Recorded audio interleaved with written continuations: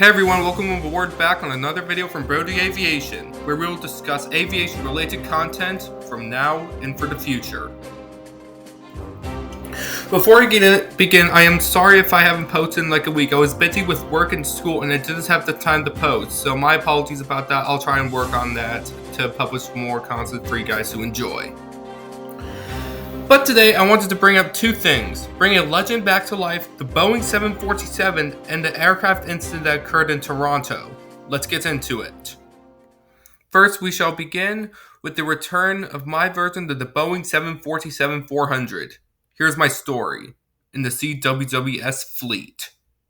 First, I want to go over the history of the aircraft.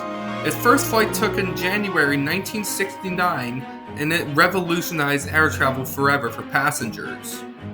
The inaugural flights took off from Plainfield, Washington, and Everett. The engines equipped on the aircraft were the Pratt & Whitney JT9D, an equally challenging effort, and it experienced numerous problems throughout the initial service of the 747 in its first few years. An airline of the past, Pan Am from the United States were the first operator and customer for the 747. Throughout the 1970s, many airlines were pleading and begging for the 747, like airlines like Qantas and United Airlines. 7 years later, in 1976, Boeing unveiled the 747 SP, capable of very long-range flights, following the 747-300 in 1982 with the extended upper deck. What SP stands for in Boeing 747 SP stands for Special Performance. Then, in 1989, the second largest 747 form was built, the Boeing 747-400.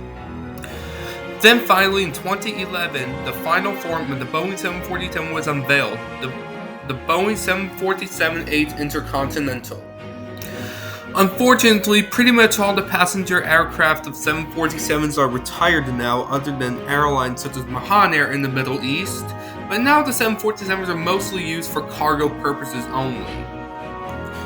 Some airlines such as Lufthansa, Air China, and Korean Air still operate the 747s for passenger purposes, but rarely now because they're such older aircraft. During the 2000s, many airlines were starting to retire the older versions of the 747, while Qantas was trying to make room early for the 787 Dreamliner when they were retiring their last 747 Classics from 2008 to 2012.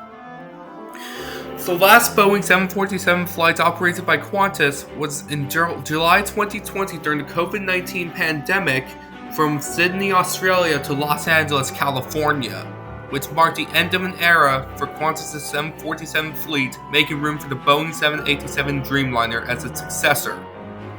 It's pretty sad to see an icon leave the Qantas fleet, but it'll leave more room for more aircraft in the future that will change Qantas throughout the years.